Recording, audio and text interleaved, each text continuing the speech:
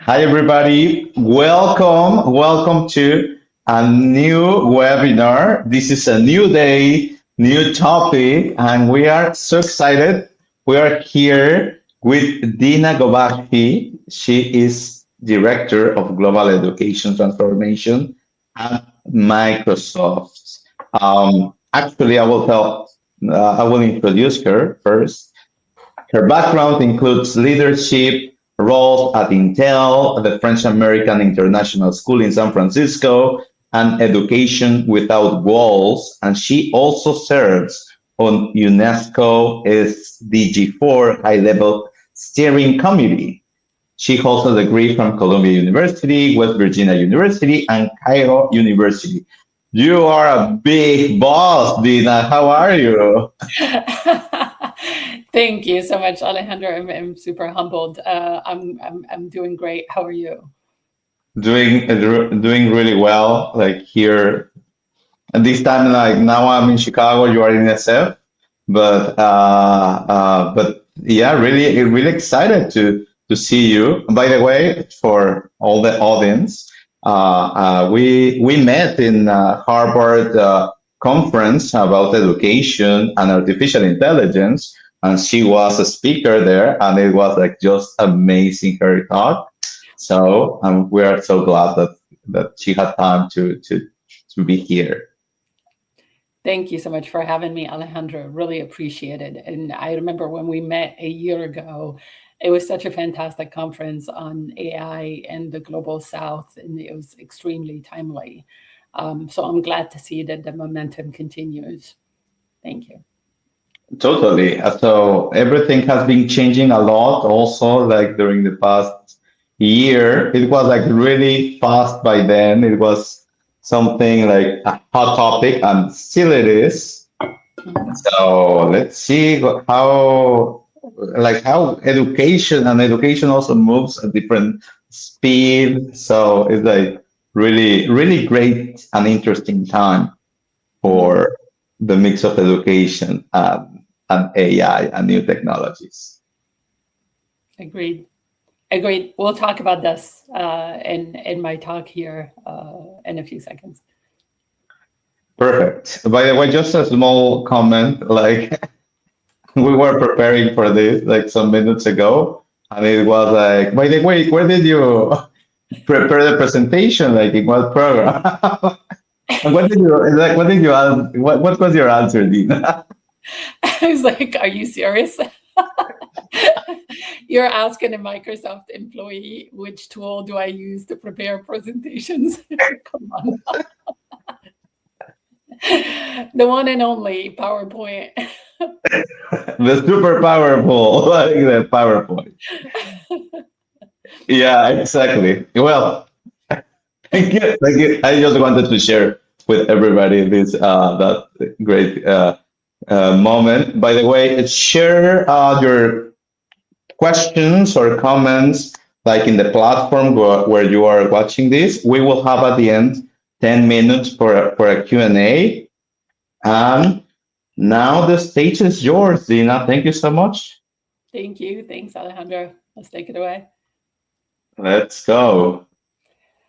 All right, once more, thank you so much, Alejandro, and hello, everybody. It's wonderful to be here with you today. Of AI in education is not just hot in the talk of the town in education these days. It's also very much personal for me. So um, maybe you know if you've seen my profile on LinkedIn or if we've interacted before, but I grew up in Egypt, and I grew up in a low to middle income family.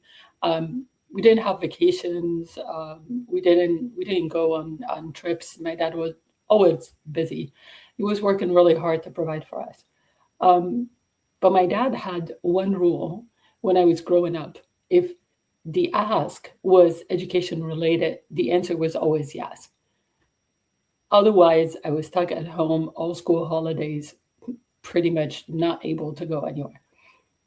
So I learned to use that rule to my advantage. And that rule really became my skeleton key that helped me open a lot of doors that I wasn't really supposed to walk through. So every summer when my friends would go on holidays, I would spend mine at the school library, uh, reading every book I could get my hands on. Pages became my passport. The stories became my escape and my way to see the world. And I pushed this rule even further. I actually, when I was in third grade, I convinced my dad to take me and my siblings to see the pyramids. After all, that was learning about history, right? And then in high school, I actually tested the rule even more. I won first prize in a school competition, and the reward was to go to France.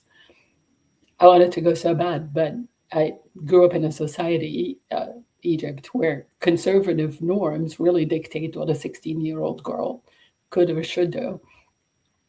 And this was not a very simple request. So I worked on my dad for weeks, and eventually, true to his word, he said yes. Just like that, learning really took me beyond borders. I experienced new cultures, new places. For me, education was never just about school.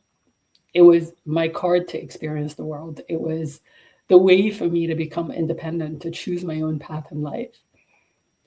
I often say education gave me the freedom to spread my wings. And I'm standing and I'm talking to you here today because of that rule that my dad had. So, growing up in Egypt, it wasn't just about my experience, but I was also surrounded by a lot of different students that are curious, capable, eager to learn, but they were trapped, invisible in a system that is not really helping them thrive. And I really began to believe very early on that education is about freedom, that freedom to think, to question, to choose your own path in life. And as I grew up, I started to realize that the deeper education issue is universal. This inequity, this inability for millions of students worldwide to be able to be seen, to thrive, is universal. Now, the barriers may look different from one country to another. I do realize that. But the question is not so different. Which children are actually fully seen, fully supported, and which ones are not yet given the freedom to thrive? See, I know we all talk about how education is the great equalizer, but the reality is today, for too many, it is still a barrier. It's a barrier that they may never be allowed to cross. And millions of children today are still denied opportunity. They're still underestimated. They're still made to feel either directly or indirectly that they don't belong at school, in learning, or in possibility. Because at scale, systems standardize. And when systems standardize, they often exclude because they cannot adapt to everybody. So if you think about it, really the design of education systems at its core is fundamentally flawed. And that leads us to an inevitable conclusion that the only way to move forward is that education systems need to fundamentally shift.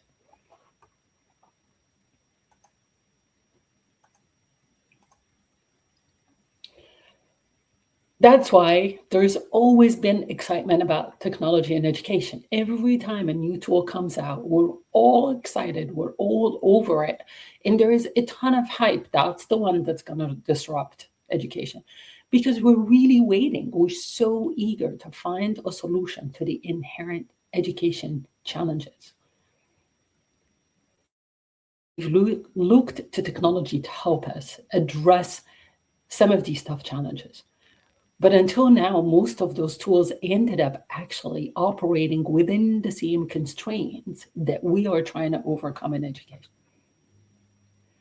And many students don't have my father's role. What if we could give them a different key? And I know what you may be thinking. What is that key? AI? Yes, AI. I know you're probably saying, okay, we've heard this before. Technology was supposed to improve education years ago. MOOCs were going to democratize learning. Smart boards were going to revolutionize classrooms. And for the most part, they didn't. And by the way, for the record, I was never an advocate for either technology. So why should AI be different?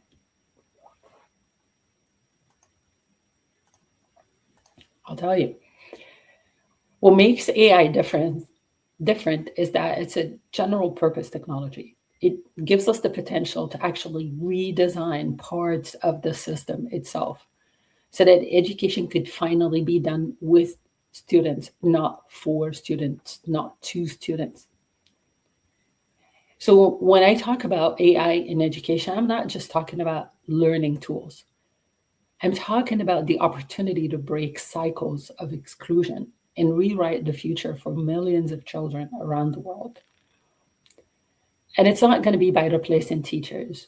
And it's not going to be by supporting, it's going to be by supporting overwhelmed teachers, by augmenting what they can do today, by bringing learning to places where learning doesn't exist today, and then making true personalized and mastery learning possible.